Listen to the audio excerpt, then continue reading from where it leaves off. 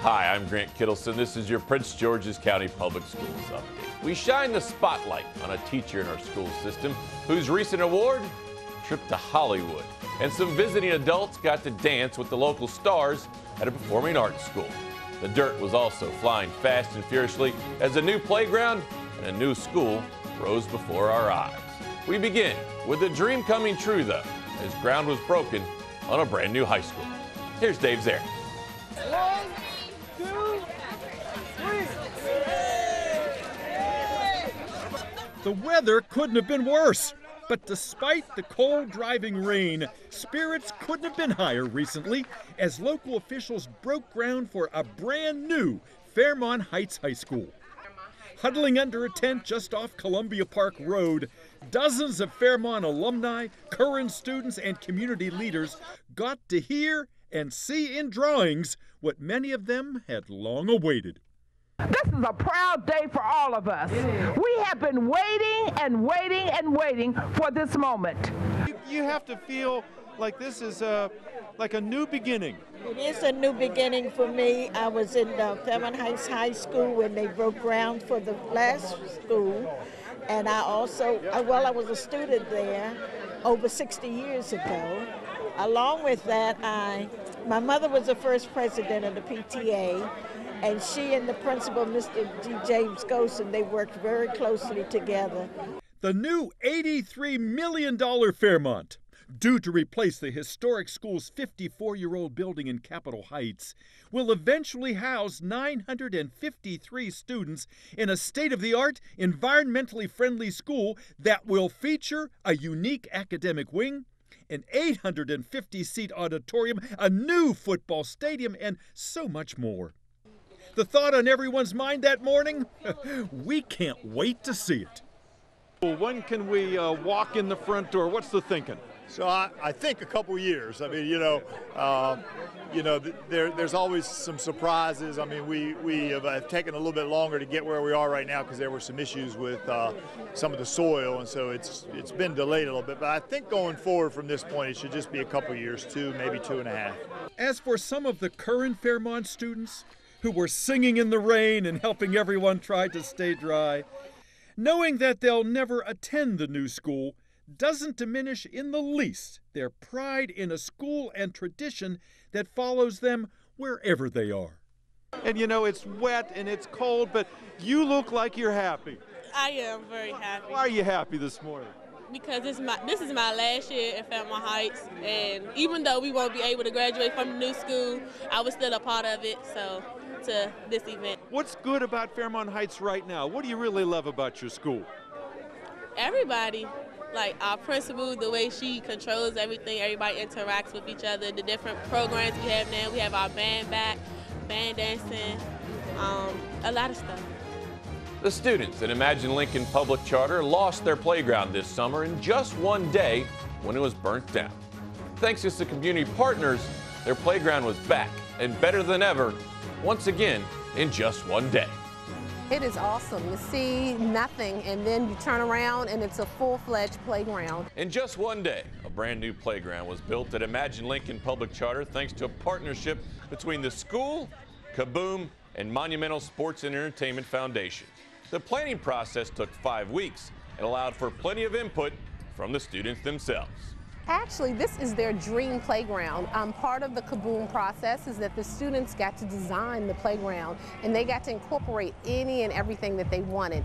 But the hot topic, or the hot item, I should say, was swings. We didn't have swings before, so everybody was dying to get swings. So I think that's the most important one for the kids. They got more than just swings, as all the staples of a playground were put in place in addition to benches and a gazebo, which were built from scratch.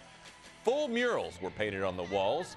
This was done by hundreds of volunteers, which to some might have looked like chaos, but it was actually a group working in unison to provide an important element for a child's complete education. To kind of control the chaos, one of the main things that we do is split up volunteers into teams. Each volunteer has a team that they're on. It's randomized, so they come in, they don't know who they're working next to. It could be an Imagine Lincoln PTO member, it could be a Monumental Sports Foundation one of their leadership team members.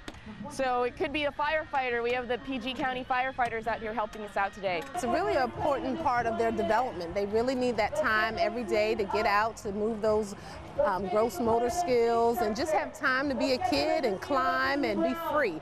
So it just really develops them as a whole child, and we're absolutely thrilled to have this awesome playground this year. The volunteers got a helping hand from Joel Ward, a member of the Washington Capitals, who helped hang a sign and posed for plenty of pictures as a thank you for those who accomplished so much in just one day for some PGCPS students.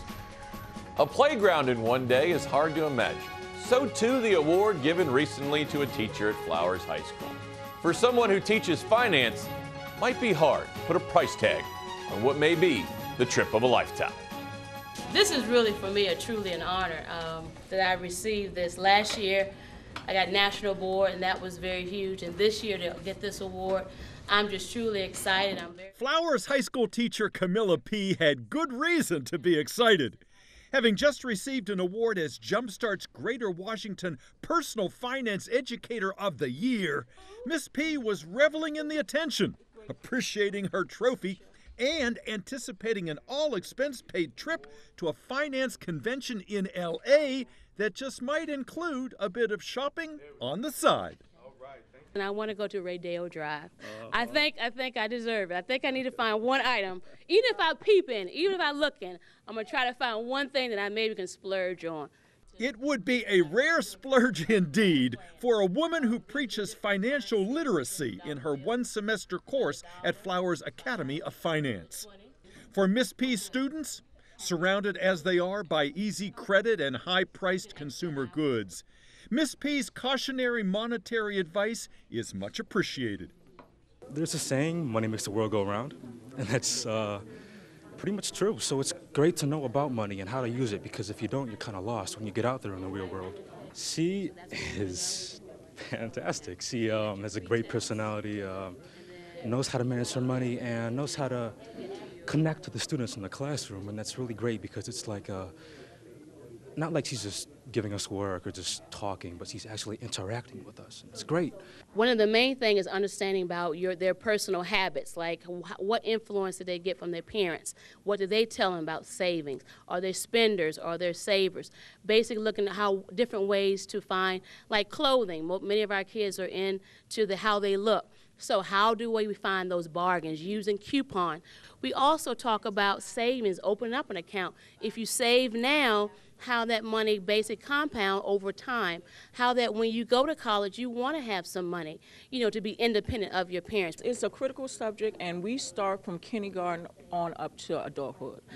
You'll be surprised how many children, when we try to do classes, we try to do it with the parents. So the children are in one class, and the parents in the other class, and everybody's learning about budget. And then the children are coming out saying, Mommy, you need to stop smoking cigarettes, or you shouldn't buy these shoes. So, getting the young people involved and actually starting to see how they can save and how they can build up money. For Miss P, an invaluable teaching asset who herself went to Prince George's schools, there is no fear that showing her the money and going Hollywood will keep her away from what she loves most.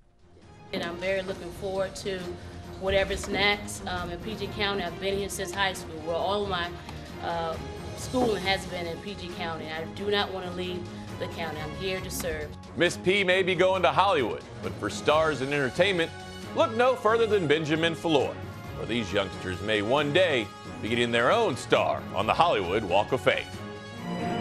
Side to side. Try to get out of the building. Push it. Push the walls. Getting adults to dance in front of children isn't always the easiest thing to do. But at Benjamin Foulois Creative and Performing Arts School in Morningside, the beat is hard to resist. Surrounded by hundreds of talented youngsters who love to perform, inhibitions quickly fell away for the local officials who came out for Foulois' 4th annual legislative back-to-school day.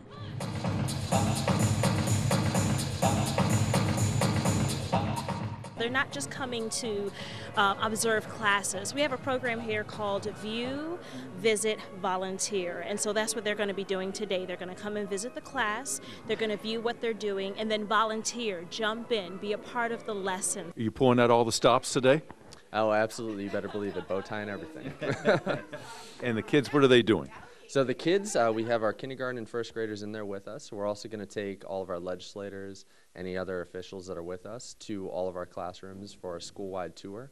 They're also going to get a chance to be in our actual arts integration program and our classes with our middle schoolers. Even though I'm over on the other side of town in Hyattsville, the arts are over the entire county. And because I realize the value of arts in all of our children's lives, and even as the children mature and they become teachers and administrators and they're carrying on with the arts, it's just awesome to see. With stagecraft and lighting worthy of a professional theater, Foulois' multi-purpose room reverberated with the eager sounds and sights of youngsters who couldn't wait to entertain and who entertained dreams of doing just that for a lifetime.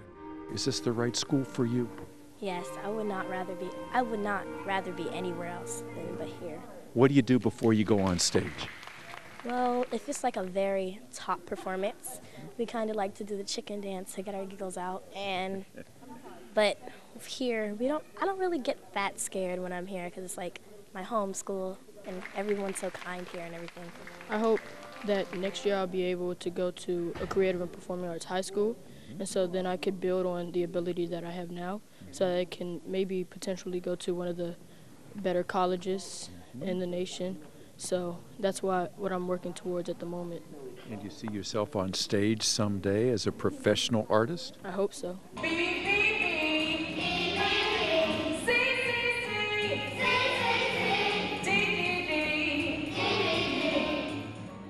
Knowing how to spell success and getting people of all ages to tap their feet, it's all part of Benjamin Foulois' Arts Education and Integration Program.